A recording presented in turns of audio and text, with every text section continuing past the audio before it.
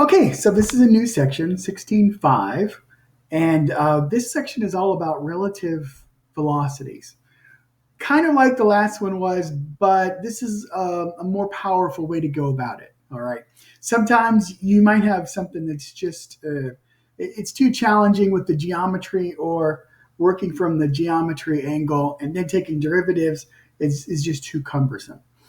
So let's begin. Ignore the little tire, ignore the little equation up there. Just focus on the little box right there.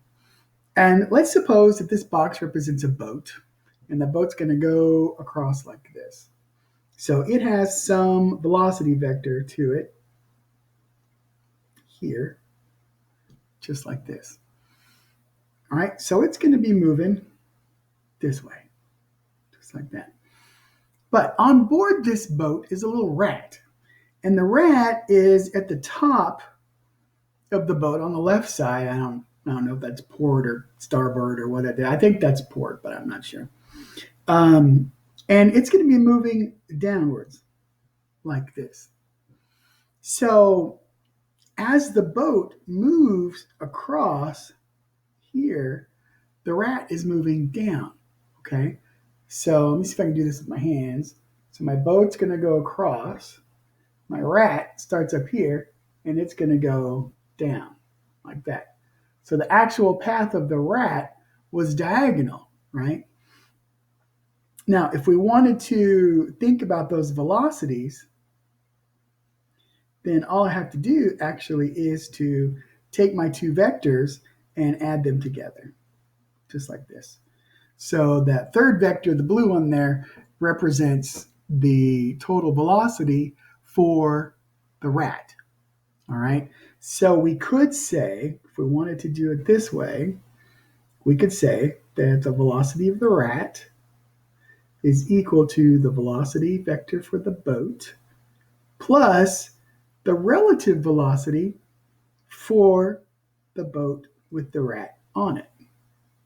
Okay, just like that. So it's the green one, the blue one, and then the red plus the green is equal to the blue there, just like that. Okay.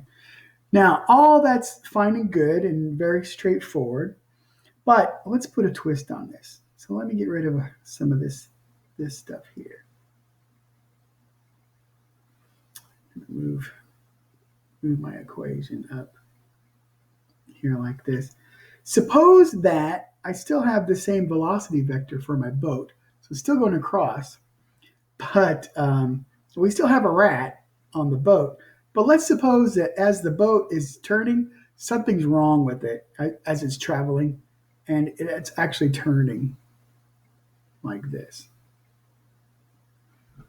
Okay.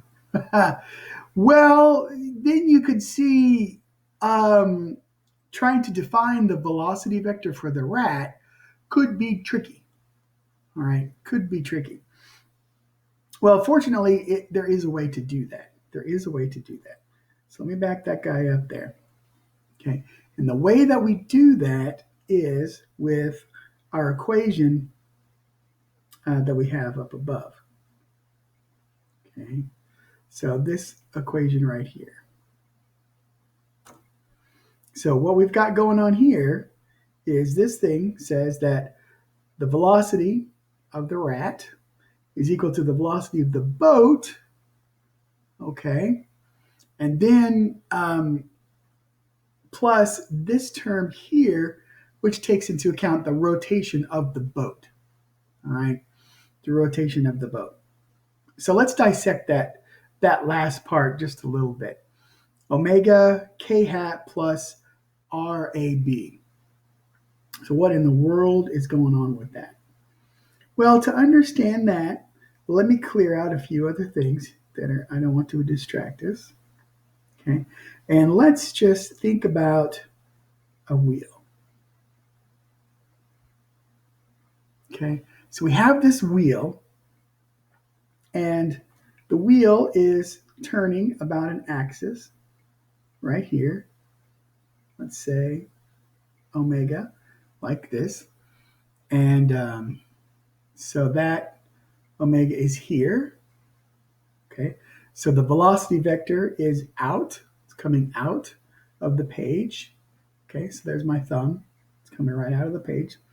And so if I think about that angular velocity omega, the way I would write that is I would say that omega as a vector is equal to some value of omega times k hat.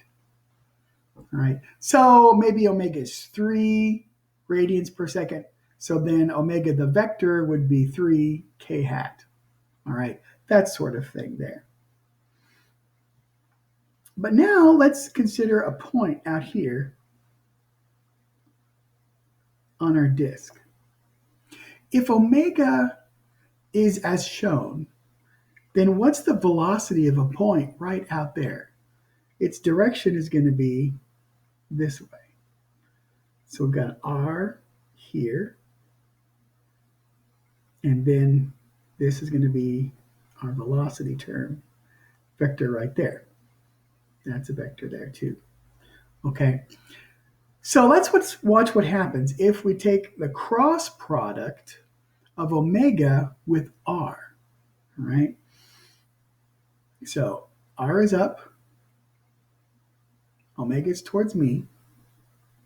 Okay, so if I'm going to do omega cross r, then the vector is that way.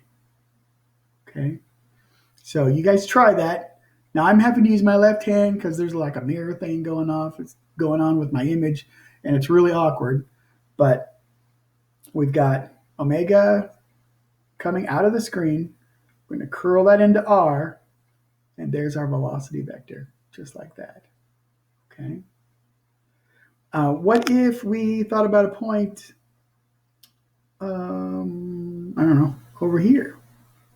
Okay. Now my r vector is this way, and my velocity vector is going to be this way. So let's see if it works again.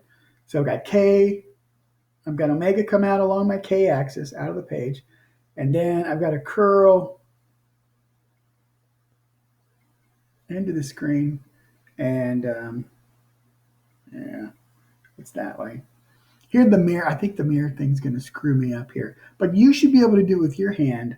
Okay, if I did it with my hand, it's going to come out goofy, but here, there, and there it is. And in my perspective, it works, but on the screen, it's pointing the wrong way. But it should work just fine for you. All right, it should work just fine for you. So far, all we've talked about when we've talked about tangential velocity is we talked about how that tangential velocity is equal to omega times r. And that's just been a magnitude. Oh, that didn't show up very good. I apologize. Omega times r. Like that. But that's just a magnitude. We haven't ever put a direction with that thing. The way we get the direction with that thing is that it's not actually just omega r. It's actually omega crossed with r. Okay? Just like that. So that then is where this term up here comes from. All right? So it's the amount of the rotation omega given a direction k hat and then crossed with our vector locating our point of interest. So now let's take a look at this particular problem and I'll show you how it works. All right. So we've got a wheel rolling without slipping with an angular velocity of 10. Determine the magnitude of the velocity of point B at the instant shown. Okay. What jumps out at us right away? Okay. Magnitude. Okay. So that means ultimately we're going to have some kind of V. Oops. Sorry about that. We're going to have some kind of VBX and some kind of VBY. And we're going to end up Pythagorizing that thing. Okay. But how do we get VBX and VBY?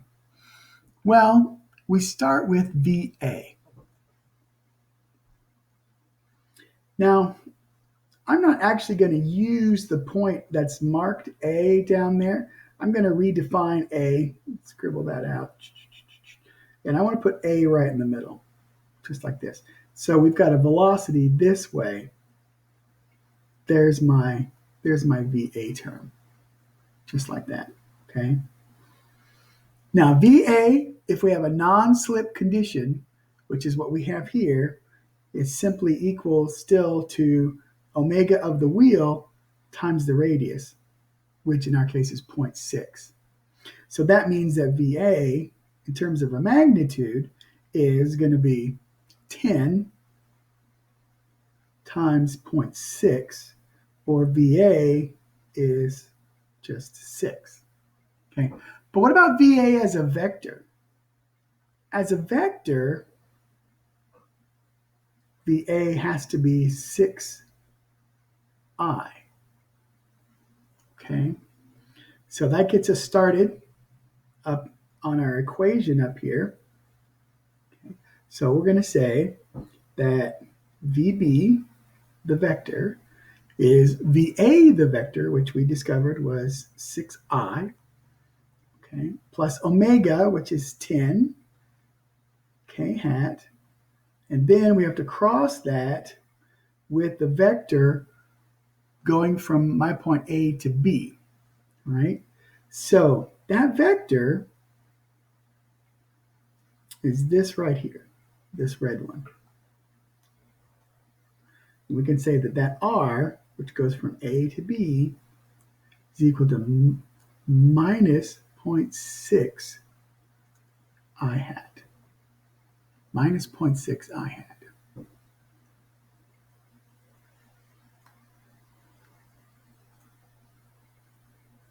Minus 0.6 I hat. There we go.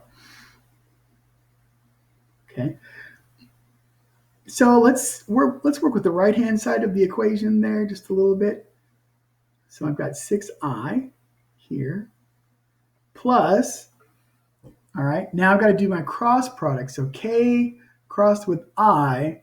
So this isn't going to look right for you. So you do it with your own hand. All right. So K is up. I'm imagining the x-axis is J hat. Okay. I don't know if it'll work if I do my other hand as a mirror. So here, there, yeah, that's messed up. Anyway, K cross I gives us a J hat. So that means I've got 10 times 0.6, so that's 6. I've got my minus sign in there that I still have to deal with. So I've got minus 6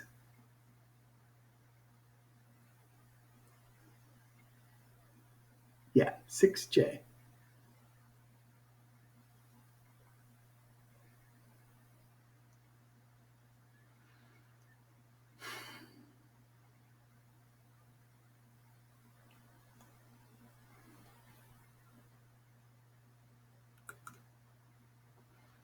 Okay, now I was looking at that answer just now, and I was like, there's something wrong with that. There was something wrong with that answer.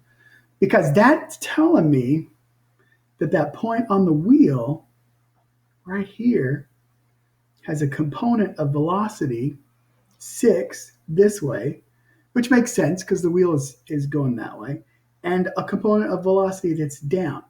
Now that doesn't make any sense because the wheel is turning. And the way it's turning, that side should be going up, right? And so I realized that I did make a mistake. It's kind of a rookie error. But look where omega is. Maybe you can learn from my mistake. See that omega there? That's not in the positive K, that's in the negative K direction. So easy fix, really. I'm just going to come up here and turn this into a negative, which means this guy turns into a positive. Just like that. So let's write that out. Go. There's our VB. Okay.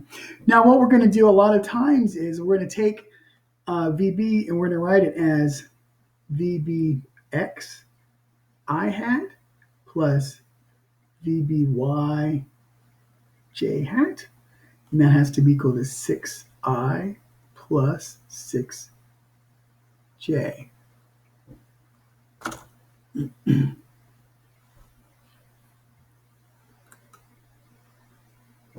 Okay, so what we have now is we've got two equations in one, right? I've got I stuff and I've got j stuff. So these are equal and those are equal. So I end up with two new equations. So let's look at the I components here.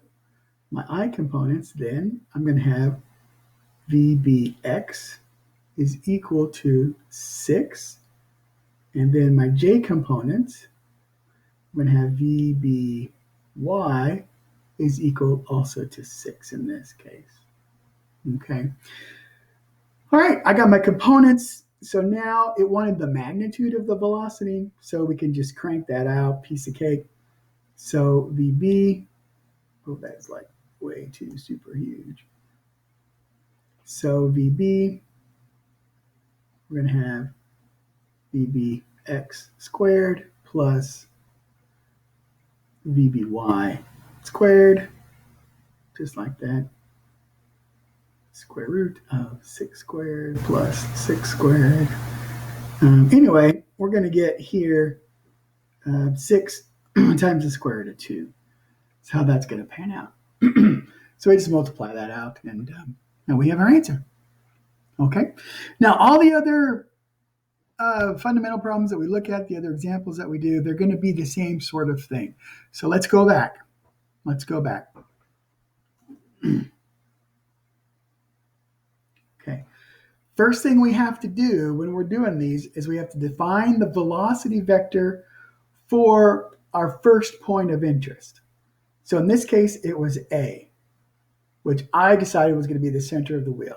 You could choose it to be anywhere you want to, so choose an easy spot. So define a velocity vector for a first point of interest. All right. Then define your rotation. Okay. If possible, you may not be able to do it. And when we were doing this one, I defined it as 10K and I got it backwards. It was minus 10K. Okay. And then the third thing you got to do is define RAB. Okay. So from A to B. As long as you define VA, omega, and RAB, all you have to do is execute the equation and you're going to be good to go. Okay?